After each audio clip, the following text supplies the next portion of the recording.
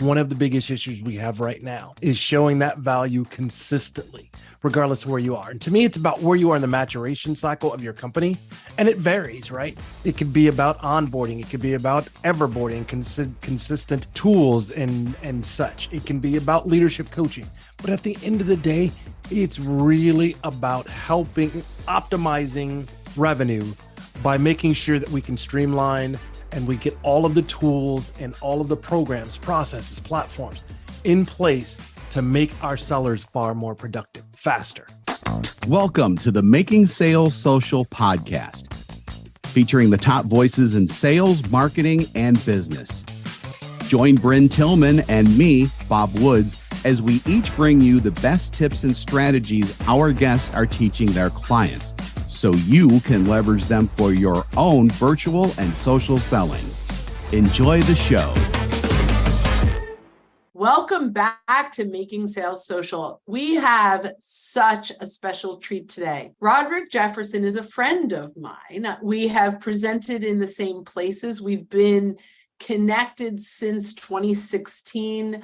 I follow him. He is the best-selling author of Sales Enablement 3.0. He's a keynote speaker, and he's over 25 years around sales leadership and productivity. And he's going to talk to us today about sales enablement and AI. Hello, my friend. Hello, Bryn. Always good to catch up with you. This is fun, right? Like Absolutely. When we're together, first of all, we can talk forever. Easily. I really consider you, I mean, we've been connected for over 7 years, but in the last, since the pandemic, even I feel closer and closer, and I can't wait to see you in person. I'm so looking forward to being back in the same room together and giving a big bear hug. I cannot wait. Oh, I'm ready for that one for sure. So I'm beyond excited. All that said, let's talk a little bit about, and I think this is the topic you may be talking about, right? AI and sales enablement. Absolutely. So first of all, for our listeners who may not know, share a little bit about what sales enablement is responsible for and what they do. Sure. And the interesting thing is, I start my book this way, Bryn, and that is, if you ask 10 people what sales enablement means, you'll get 12 answers. Right? And look, none of them would be wrong, but at the same time, none would be specifically spot on. And that's, I think, one of the biggest issues we have right now is showing that value consistently, regardless of where you are. And to me, it's about where you are in the maturation cycle of your company. And it varies, right? It could be about onboarding. It could be about everboarding, consistent tools and such. It can be about leadership coaching. But at the end of the day, it's really about helping optimizing revenue by making sure that we can streamline and we get all of the tools and all of the programs, processes, platforms in place to make our sellers far more productive, faster.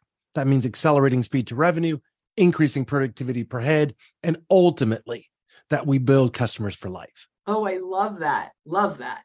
You have spoken about in the past, when you talk about tool stack and all of the things that sales has kind of thrown on top of, sales leadership has thrown on top of the sales folks, and it's not always the right stack. So talk a little bit about that and how AI will fit. Sure. Why don't we go back to the future first, right? And let's talk about the traditional tool stack. And I call it demystifying the dark matter, if I can say it, right? It's about aligning technology resources. And I think there are 6 categories, right, that must be in place previous to AI in order for companies to be successful. Things like learning and content management systems, the prospecting and sales reporting tools, the marketing automation tools, all of the plethora of communication tools, the sales and engagement platforms, and then finally the revenue intelligence tools. And while those are great, think of it as a house that you're building. That is just the slab, right? Now you've got to put the framing, the black paper, the windows, and all that. And to me, that's what AI does now. Gives us an opportunity to leverage the technology to increase sales efficiency and productivity. But look, let's not put in any misnomers out there. To me, I look at AI as a productivity tool, no different than PowerPoint, Word, Excel. It's something that will make you more productive, right? And so I think when I look at it now from a productivity and efficiency perspective, I think about things like lead scoring, right? Let's go all the way back to the beginning of the sales cycle and the buyer's journey. Let's get away from the sales cycle. Let's talk about the buyer's journey, right? All the way back, right, to streamlining that lead scoring. And that means being able to prioritize those leads based on, likelihood to convert, allowing them to focus on their efforts, and then finally what's going to turn into the most promising opportunities. Next is around automating the mundane tasks that we're asking salespeople to do, right? Right now with AI, we can automate those repetitive tools, things like data entry, appointment scheduling, follow-up emails.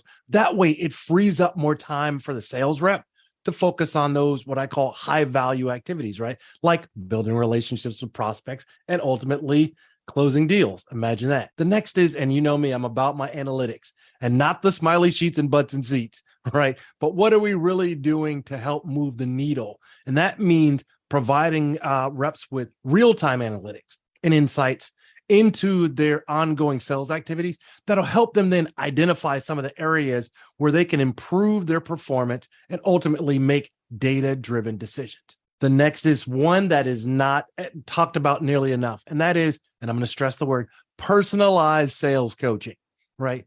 And that means providing that personalized coaching to sales reps based on their individual strengths and weaknesses by a leader, not a manager, but a leader really analyzing those sales activities, things like emails, calls, meetings, interactivity. And also, I think that's the genesis of building that next level of leaders. And it may not be sales leaders, it may be leaders in general broadly. They may want to go into product marketing, they may want to go into enablement. I think it's about that succession plan being wide enough to give them an opportunity to where they can utilize their skill sets best. Finally, it's about putting more efficiency into the sales process. Things like proposals, contracts, sales docs, all those things where reps today are spending more time doing than actually selling. We want them out there selling and having those conversations, not giving presentations, but having those conversations, right? So we can help to streamline that sales process. We can help to reduce the time and help them ultimately close more deals. But besides that, I know nothing about how AI could help. So I think that pretty much is how AI can help. But let's break it down. Sure. One of the areas that you help companies with is when they have a very long sales cycle. Absolutely. So how does AI shorten that cycle? Well, I think, again, let's go all the way back to the very beginning. It starts in the onboarding process, right? And that means that we can now get the right information to the right people at the right time via AI, whether it be, personas, the competitive landscape pieces. It can help to condense that piece so that we're not trying to give them everything and boil the ocean, if you will, right? And then moving forward, you can use AI to do things like, role plays. And I know of a team actually sit on their board and they actually do AI-based role plays. And what it does is, depending upon how you answer, it actually takes you down a different road. In some cases, it'll actually take you down a rabbit hole. So now it can give not only sales recommendations, but it gives you that role play scenario around discovering qualification, objection handling, etc., and get those things done in-house, because if you're going to slip and fall, we're far more forgiving at home, right? So that's a couple of things. The other is around content generation, right? I mean, everyone knows about ChatGPT. It's amazing that people think that's the only AI out there, but I digress. On this piece, did a great job of marketing. There it is. And now it's about using it to really streamline that value prop creation or personalize emails, or dare I say, and you're going to smile big, social media templates, right? So you can get consistency and also clarity around messaging and positioning. And then the next piece to me is, how do we use AI to collaborate more? That means the ability to share more best practices and capture those things like personal development. I said it earlier, succession plans, as well as the scoring and feedback tabulation, which if you're in enablement, you know how long it used to take to do that scoring and that feedback tabulation piece, right? And then finally, sales templates, generating that are ICP specific call scripts, proposal templates, the old mutual success plans, sales as well as demo scripts, and then finally sales reporting that now leads into, as we were talking about briefly in just a while ago, around the metrics and measurements. So I love that. And, one of the interesting things that I'm starting to see AI do around, let's say, sales scripts is that there is a standard script, but there are some variables, fill in the blanks. Absolutely. Right? Maybe it's add a link to the website of the person you're going to talk to. And then AI can customize the template based on the person you're going to be speaking I love that, right? And the more we can feed them being the sellers, with qualitative and quantitative information, I also think, again, going back to that very beginning, it also helps with a deeper level of prep as far as pre-call planning, right? Think about all the things that we used to have to go and find. It's now at your fingertips. And if you've got a streamlined process and you've got something that's scalable, repeatable, and automated, you're already ahead of the game. Now you can focus on selling, or let me step back, helping, solving. Absolutely.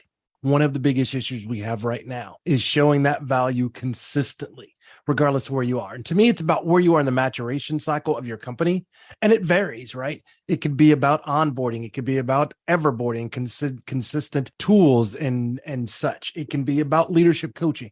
But at the end of the day, it's really about helping optimizing revenue by making sure that we can streamline and we get all of the tools and all of the programs, processes, platforms in place to make our sellers far more productive, faster.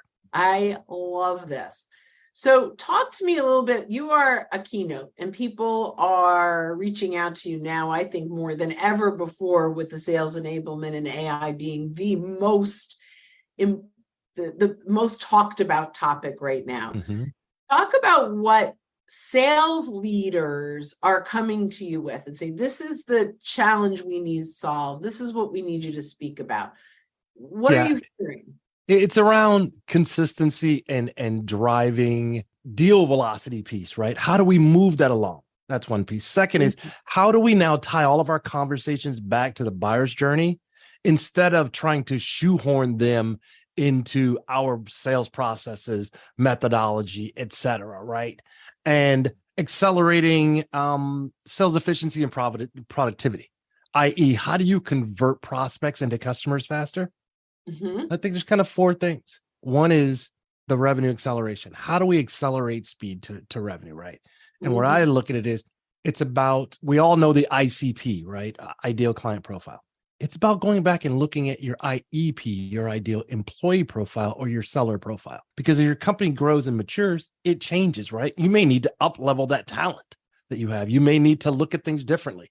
It may not be about going after the sellers from your competitors. It may be literally going to find people outside of your space, your industry, that bring a deeper level of business acumen differently than they were before, excuse me. The next is around how can you help to increase revenue, but also renewal rates, right? That starts with consistent onboarding of your. Looking to up your LinkedIn game? The Social Sales Link team has you covered with our LinkedIn Sales Accelerator, a guided social selling program that includes training, coaching, and so much more. Visit socialsaleslink.com/in for more details. Again, that's socialsaleslink.com/in. Now, customers that are no longer prospects, right? It's about that deal velocity, and it's about literally building rapport and relationship, because no one wants to hear from my CSM 90 days before it's time to re-up, and now you're suddenly my best friend. No, take that same level of caring that you had of your prospect and move that along. But that also means not just kind of handed it off to a white lab coat that's your CSM. Bring them in early as you're starting to close this and say, this is another person, a part of the team. I'm not going away, but this is going to be the person that's going to be your point. So I want to make sure that you're comfortable together. Here's another one that a lot of companies don't think about. And I want to talk to my marketing folks for a moment about consistent messaging and positioning around how do you help your sales folks evangelize and become true sales professionals.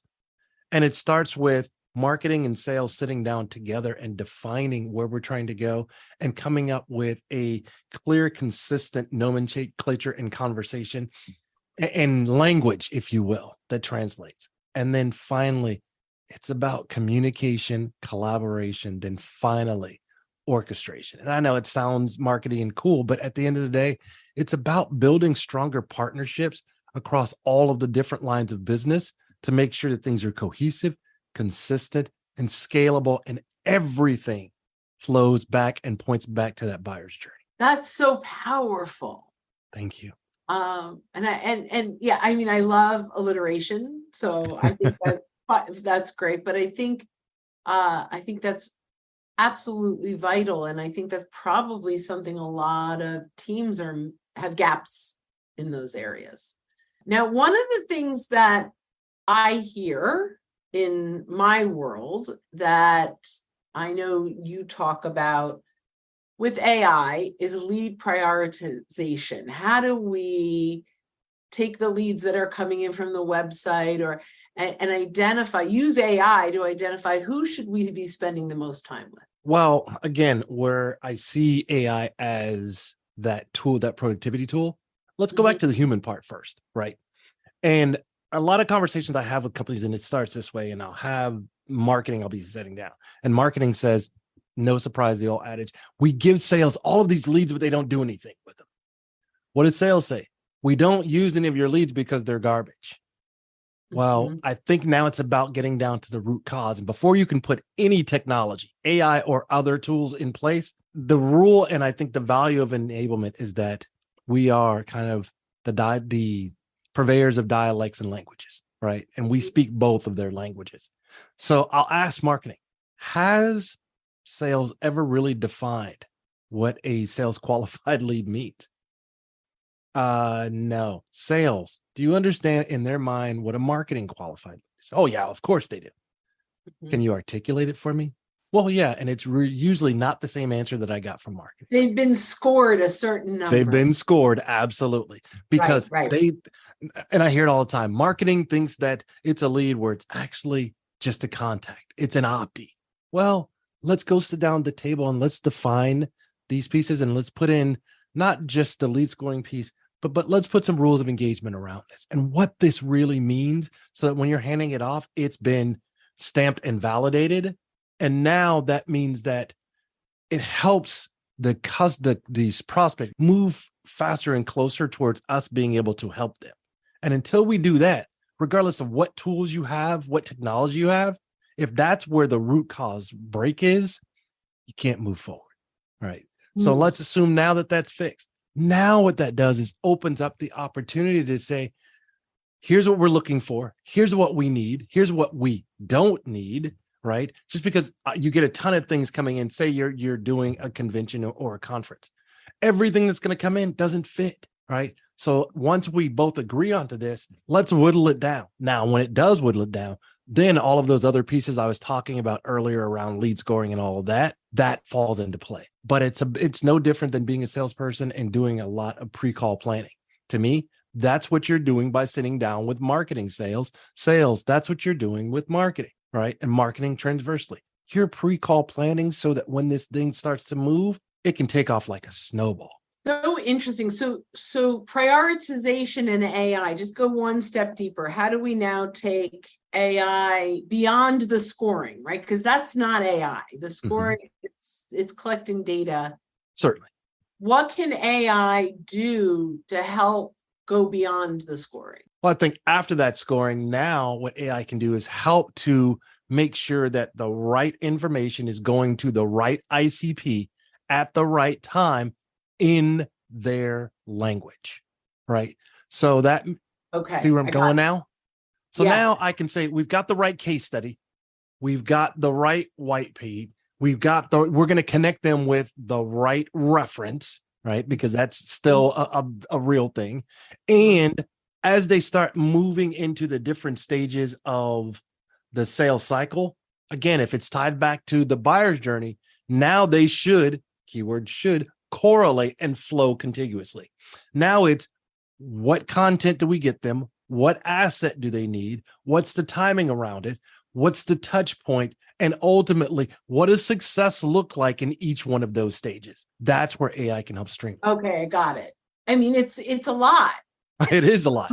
Absolutely. So you go into companies as a fractional sales enablement Correct. professional.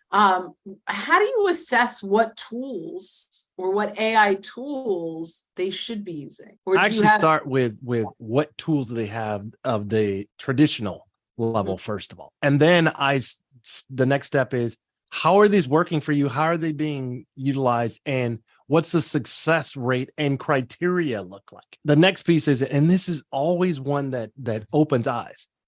Forget all the tools you have right now.